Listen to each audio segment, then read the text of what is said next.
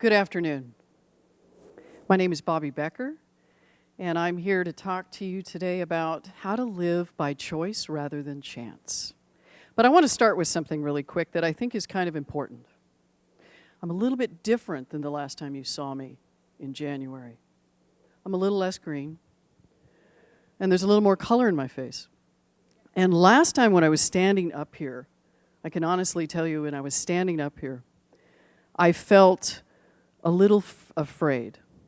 I felt a little bit of fear that I might die. Just a little bit. And then when I realized I couldn't continue in the class and I went to lay down, I felt a new fear. I felt afraid that I wouldn't die.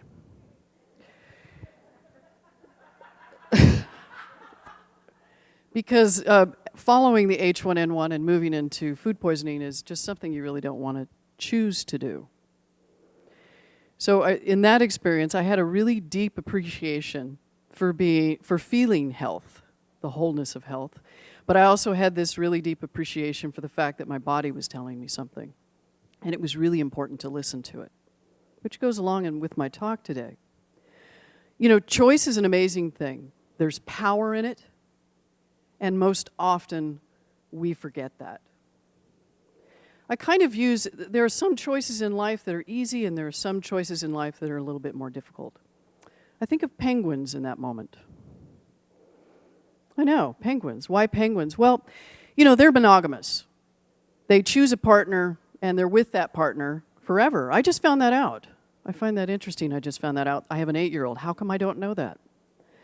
But the most interesting thing about that is, why would they choose a different partner? They all look alike. It's an easy choice.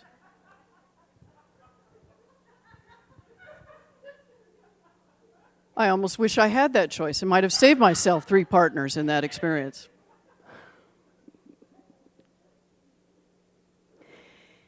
But today I want to talk to you really about the power of that choice and how when we make choices, how we make choices, more specifically. Sometimes when we make choices through intention. And sometimes we make choices just by chance. Just by chance. When we decide not to make a choice, we're leaving sort of that option out there, in some cases for the universe to decide for us or others to decide for us. For example, when I choose not to make a choice, sometimes it might be because I'm afraid if I make a choice, I might offend others. That if I make a choice just for me, what does that mean? Does that mean I'm narcissistic? Selfish? And I've recalled some of the choices in my own life where I've said, I have to do this. I made this choice. I committed to somebody. I'm going to do it because I committed, knowing full well that that wasn't a good choice. That it was also my own prerogative and in my highest and best to choose for me each time. That ultimately, when I choose for me, I'm also choosing for other people. We make thousands of choices a day. Some of us make thousands of choices a day about what we wear. And the funny part about that is when I was getting ready to choose what I was going to wear here, my lovely wife, Janine, said, please make sure Noreen looks at it. I don't even know what that means.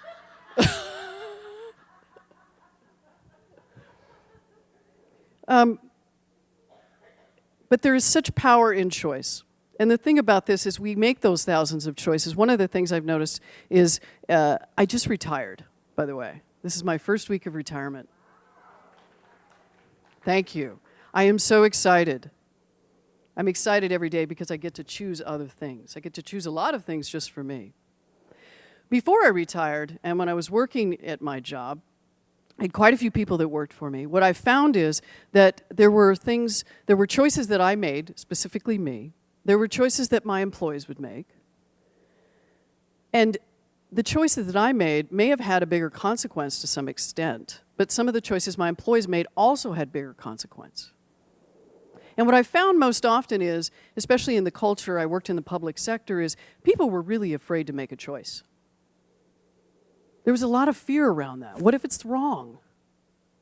What if I make this choice and what we hope happens doesn't happen, then I'm going to get blamed for it? Because it's not okay in our culture to make a mistake. It is just not okay, and that's amazing. Because one of the things I was talking about earlier today with a friend was the fact that our worst fear is really not the worst thing that could happen.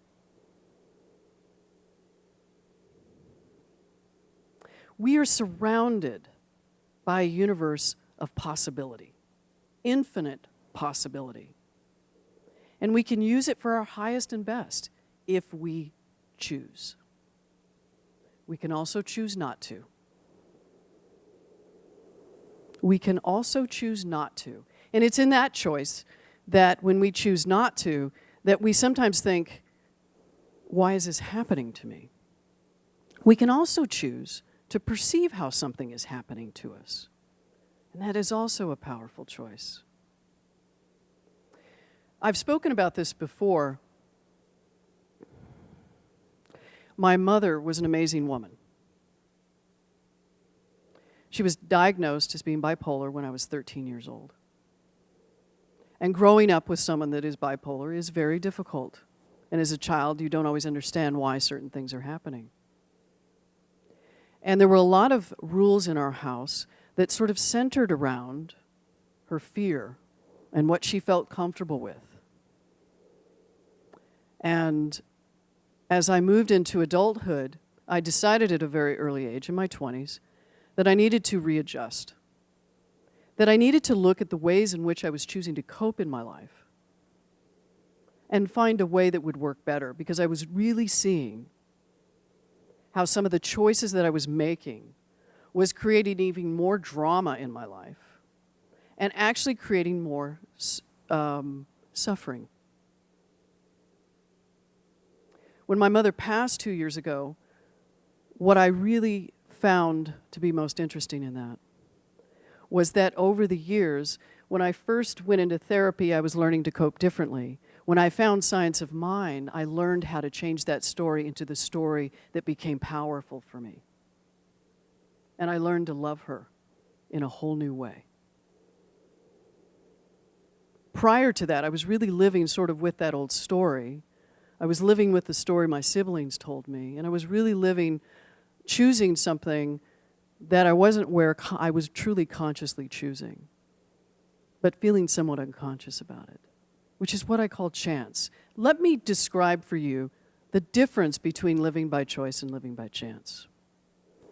When you live by choice, the definition, an act of selecting or making a decision when faced with two or more possibilities.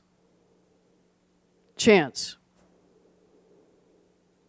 the absence of any obvious cause of events that can be predicted, understood, or controlled, usually trying to avoid accountability. A lot of times when we don't make choice, we think if we don't make that choice that we're preventing something from happening, and all we're doing is we're just allowing something else to happen. Just not necessarily probably our preferred desire or choice.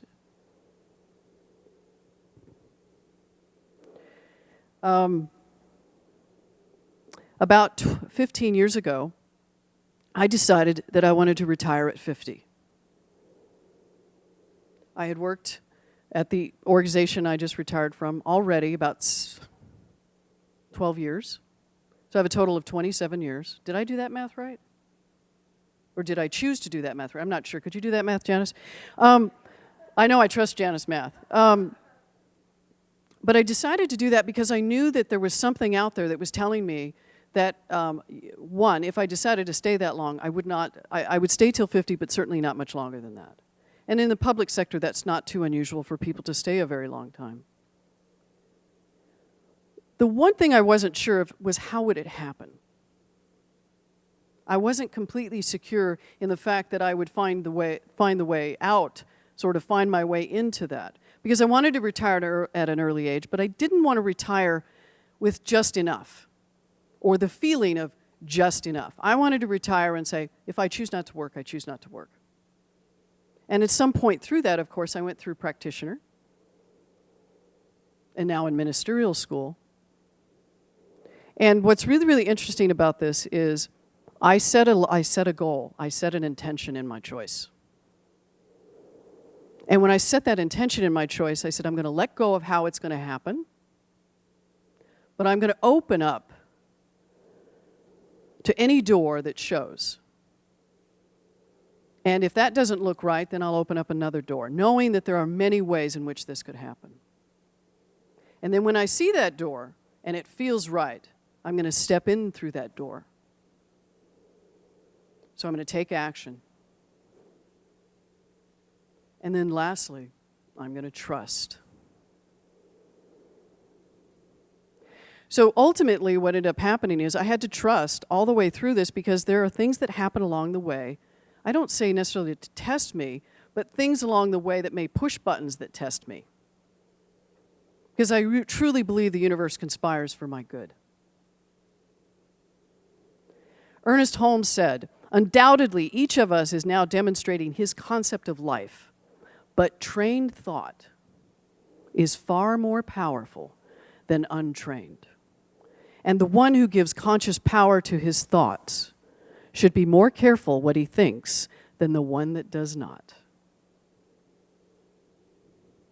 The more power one gives to thought, the more completely he believes that his thought has the power, the more power it will have.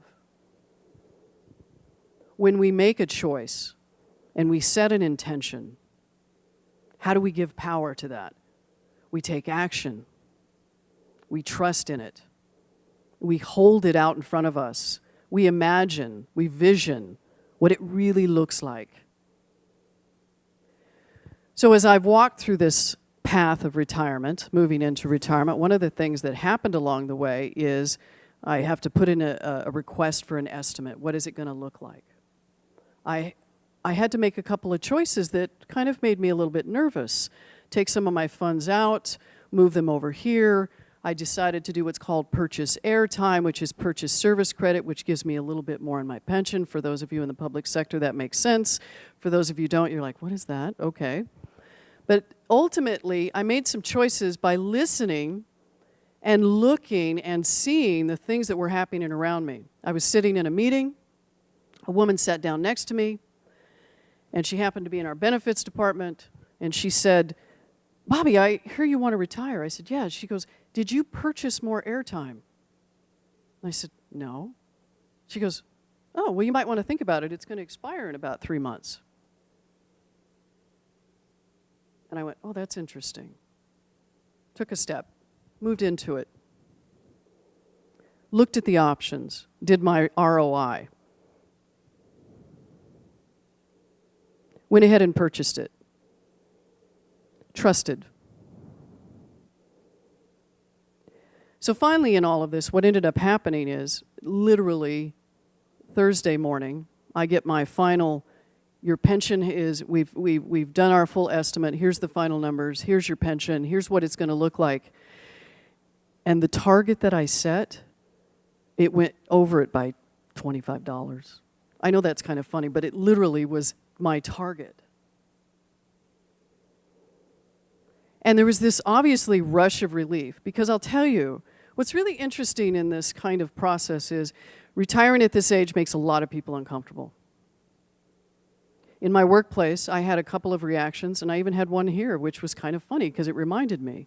The reactions were this. One was, what are you doing? Are you sure you've thought about this? And I said, no, I just decided yesterday. I've done nothing to prepare. One guy even offered to walk me down to the benefits and walk through the numbers with me. The other was, well, what are you going to do? Have a plan. I use this as an example because the really interesting thing about this is I used to have nightmares about retiring for years. I always have this recurring nightmare. I'd wake up and there was nothing. I used to be afraid of being homeless because I sort of felt out there and very alone with the way in which my family dynamic was. This was a test for 15 years of walking down the path of something and making choices along the way and just trusting, taking those steps. Also being accountable. Because when you make a choice, you've decided, as I said earlier in the definition, you've decided to be accountable. And until you realize that the choices we make place us here, then there's no power in the choice because we don't recognize it. Stephen Covey says, until a person can say, I am what I am today because of the choices I made yesterday, that person cannot say, I choose otherwise. The beautiful part about this is we can choose different every moment. And there's nothing more beautiful in a gift, and it's the gift that keeps giving. Every single moment of our lives, and we can always choose different. We can always choose us.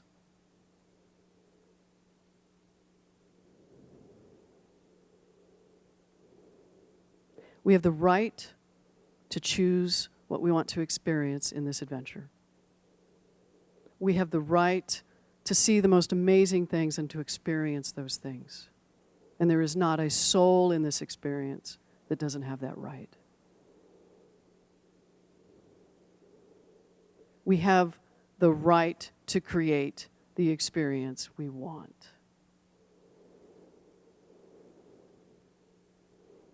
And there's such beauty in that, isn't there? And there's such power in that. And when we learn to trust ourselves in this experience of choosing,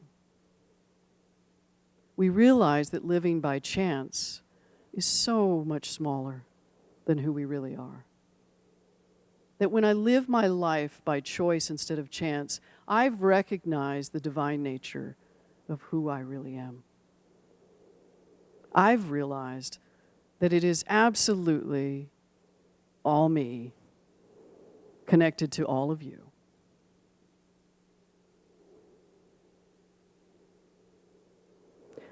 Marianne Williamson, she said, our deepest fear is not that we are inadequate. Our deepest fear is that we are powerful beyond measure. It is our light, not our darkness, that most frightens us. We ask ourselves, who am I to be brilliant, gorgeous, talented, fabulous? Actually, who are you not to be? It is the beauty and the multitude of choices that we have. So, there are 4 things that I've said today that I want you to take with you, to which to create power around your choice, or at least the awareness of the power in your choice. One is, when you choose, set an intention in that choice. 2, open your eyes and see. Don't miss all the doors that are opening every moment of every day. 3, take action. When you open the door, it's okay to pause. Just make sure you step through. And step fully into that choice. Number 4, trust. Trust that you're not alone. Trust that you are part of something bigger and that you were not created to be small.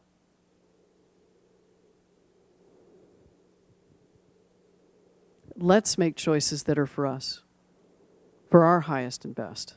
And in doing so, we create a world that is and does work for everyone. Thank you.